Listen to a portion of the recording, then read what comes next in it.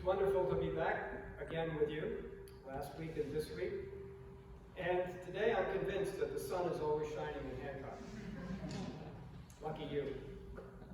It is good to be back with you again. This morning I'd like to introduce you, some of you may know one or more of these authors, to three writers. And the first one is Lamott. Lamott was an adult convert, if you will, to the Christian faith. She lives in California. She is a writer of novels and now of a number of books on Christian faith, as she has experienced it and as it has enhanced and enlarged her life. She is a good writer. She is a little irreverent, and I think very funny. In this small book, she talks about three essential prayers, which are, in her words, help, thanks, and wow. This is what she has to say about prayers of thanks. Thanks is the short form of the original prayer I used to say in gratitude for any unexpected grace in my life. I used to say, thank you, thank you, thank you, thank you, thank you, thank you. As I grew spiritually, the prayer became more formal. Thank you. And now, from the wrinkly peaks of maturity, it's simply thanks. How can you help saying thank you after moments when real danger is averted? Even atheists do. Agnostics joke, the man upstairs must like me, as if he's the dean of admissions. I personally clutch at my chest and cry, thanks, my God, thanks. And at such moments, I would kneel and press my forehead to the ground if my right knee would not begin to sob. Then I usually move to, oh God, I owe you big this time. I will never ask for anything else. And this time I mean it. It is easy to thank God for life when things are going well. But life is much bigger than we give it credit for. And much of the time it's harder than we would like. It's a package deal, though. Sometimes our mouths sag open with exhaustion, and our souls and minds do, too, with defeat. And that saggy opening is what we needed all along.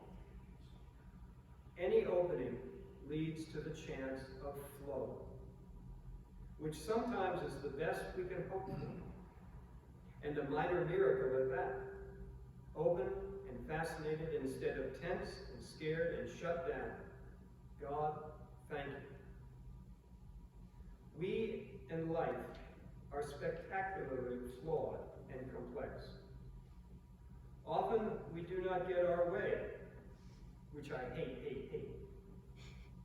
But in my saner moments, I remember that if we did, usually we would shortchange ourselves. Sometimes circumstances conspire to remind us, or even let us glimpse, how thin the membrane is between here and there, between birth and the grave, between the human and the divine. In wonder at the occasional direct experience of this, we say, thank you.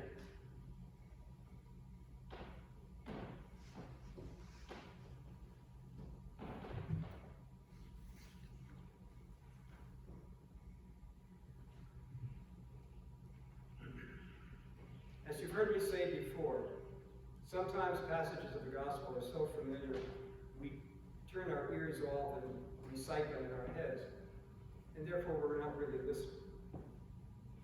In this passage, short as it is, we come to a place in Jesus' teaching that often confuses us. And maybe the confusion is really that we're feeling very, very challenged by this.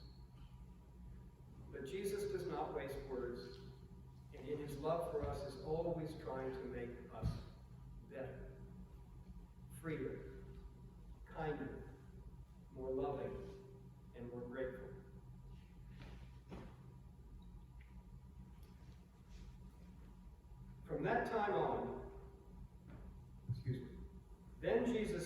his students.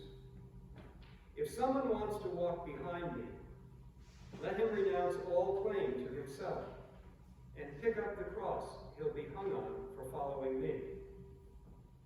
Whoever wants to save his life will lose it.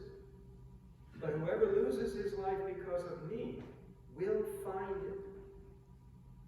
What kind of profit, tell me, does a person realize from the entire universe if he loses his life?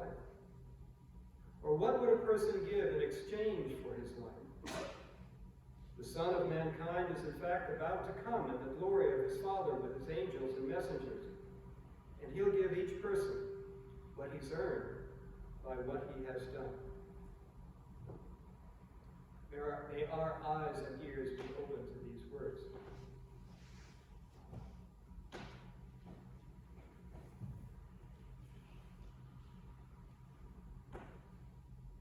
When was the last time you looked someone in the eyes and said, thank you? Was it this morning? Friday? Last week? So long ago you can't remember? Two words that we are taught as young children that have great power. And yet, we don't always use that power because we don't often use those words. At least not often enough. When was the last time you looked at someone in the eyes and said, thank you? The second author I'd like to introduce you to today is A.J. Jacobs. He is a writer, a magazine writer, but he is also a writer of a series of books that are based on personal projects that he's given himself. He gave himself the project of reading the entire Encyclopedia Britannica to see if he could become the smartest man in the world. He has a sense of humor. He wrote a book called My Year of Living Biblically, in which he, as a non-religious person, this was quite a challenge, but he took it upon himself as born Jewish to try and live in one whole year all of the commandments that we find in the Hebrew Scriptures. Now, if you think there are only 10, let me inform you or remind you that in Judaism there are 613 commandments. He writes about them sincerely but also humorously about how hard it is to sort of live a religious life if you're following those practices. Well, another of his books started with this project, which started around his family dinner table in his apartment, in their apartment, his wife's and his apartment in Manhattan. Trying to raise their two sons well, A.J., wanting to be a good dad, introduced a practice to their dinner table, which was before they dug in and ate, he would say a little prayer of thanksgiving. But then he says, well, I'm not really religious, so call it kind of a teaching meditation on Thanksgiving. And he would say at the table, we thank the farmer for growing the tomatoes. We thank the truck driver for bringing the tomatoes to our store. We thank the cashier for helping us buy these tomatoes that we are about to enjoy. How many of you have had the experience of having a 10-year-old son or daughter? This is about the age when they start to raise questions that can be challenging and a little humiliating when we're trying to be good parents. So AJ's 10-year-old son said, Dad, you know the farmer, the truck driver, the cashier, they're not here at this table. They can't hear you say thank you. Oh, well, I guess that's true. Dad, what you really need to do is go thank them in person. And that's when a new project sprung to mind for him. He took one simple subject and he decided to thank everyone who was involved in bringing this thing that he loves to him. It is his morning cup of coffee. He didn't think it was going to last too long, but it took a year for him in combination to thank all the people who were involved for his morning cup of coffee at his coffee shop down the street from his apartment. He started with the barista, who he said is a very wonderful, smiling, happy person. And he said, thank you. what's the toughest part about being a barista? And she sighed and she said, it's not making the coffee. It's the people who don't see me. They come in looking at their phone, make their order, hand their credit card, and they never look me in the eye. They think I'm a vending machine. Well, AJ says that was a little embarrassing because he realized he had done that to her. So he's decided never again. So he said thank you to her. She said thank you to him. He said thank you again, and then they both agreed that was enough. So he goes into the back of the coffee shop with permission and talks to the man who works there who orders the coffee beans from around the world. And he thanked him for ordering these wonderful coffee beans that literally were coming from all over the world, and got into a conversation with him and had a delightful time, all caused by saying thank you. And then AJ realized that it wasn't that easy just to go to the store and say thank you. He had to think of all the people involved with getting a cup of coffee into his hand. And that included the driver of the truck that brought the coffee beans to the store. And then before that, the coffee beans to the warehouse, which stored them before they brought them to the coffee place. And then he thought he would thank the driver, which he did. But then he realized the driver couldn't do it unless there was a road. So he had to think of how can I thank all the people who built the road that helped the truck driver to get to the warehouse, to get to the coffee shop. And then he realized that the road is made of asphalt. So he had to thank the people who made the asphalt and made the road that the driver could come across to go to the warehouse to go, where am I? To the coffee shop. And on it went. He went to Colombia, where the beans come from for the coffee that he enjoys, that he orders. And he met three brothers who run a small fair trade coffee plantation. And he went and he thanked them. And then he said, well, I've finally gotten to the source of this. I think I'm done. But the three brothers said, well, according to what you're doing, we have to tell you that we couldn't grow these beans and get them to you unless we had the machine from Brazil that helps us pulp the coffee beans. So you got to go to Brazil and thank the people who made the machine, who helped the farmers, da-da-da-da-da-da. Now, he didn't stop there because it doesn't stop. And what he did was he realized that, he looked it up, that coffee is 98% water. So, it means he had to thank the people who brought the water that helped make the coffee that he enjoys so much. So he went up to the New York Reservoir, where there were hundreds of people, and he thanked them, and they thought he was a little odd. But it made them smile. And the best story that I know in all of this is that he contacted the manager of the warehouse that stores the beans before it comes to the coffee shop. And he said, I'm doing this project, and I want to thank all of you for the work you do in the warehouse that helps get the beans to the coffee shop to me. So he said, I'd like to thank them all. And the manager said, well, that would be nice, okay. Gave him a list of about 50 people. So he wrote thank you notes. And he got to one person who was in charge of pest control in the warehouse. And he called her up, and he said, this is going to sound a little odd, but I'm calling to thank you for your work in keeping the bugs out of the coffee beans. And she said, this is New York City, she said, yeah, it does sound pretty weird, but you know, you just made my day. What Jacobs learned is that it's not just about politeness and saying thank you. It has the power to change you. Because he has this idea in the book that he wrote about this, that fake it till you make it, that you may not fully be into saying thank you to somebody you've never met, but if you do it often enough, it has a profound effect on your behavior. Because the more you do it, the more you feel it.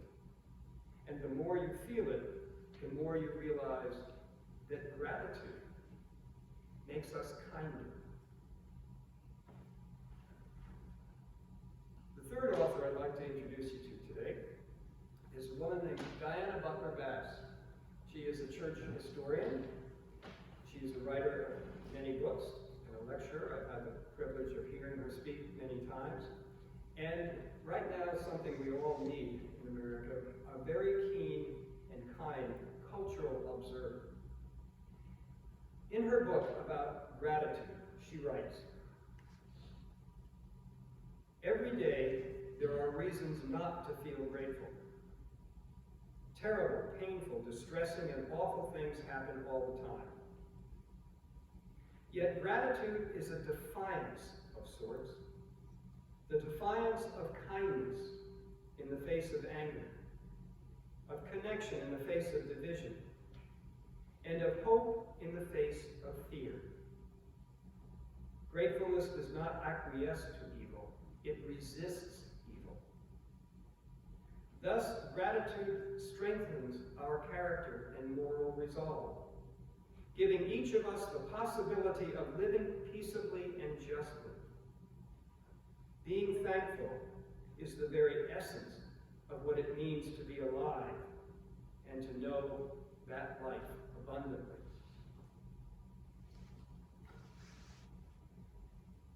Finally, what is Jesus talking about when he says, "You will not find your life until you lose it"? Who wants to lose their life? Who wants to give up on all the things that we want for ourselves, all of our goals and ambitions to make our life so special? He is our Savior in the sense that he saves us from that kind of self-centeredness. Because the smallest package in the world is someone all wrapped up in herself or himself. We only grow, we only become who we are, we only become fully and abundantly human when we go out of ourselves, when we lose ourselves, and find ourselves in the connections we have with others. And it happens and deepens when we are grateful for those people. All of those people, the ones that love us no matter who we are on a given day, to the ones who serve us coffee.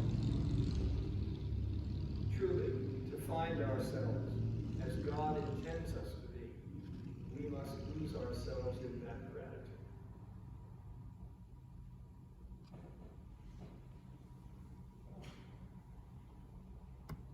Our next hymn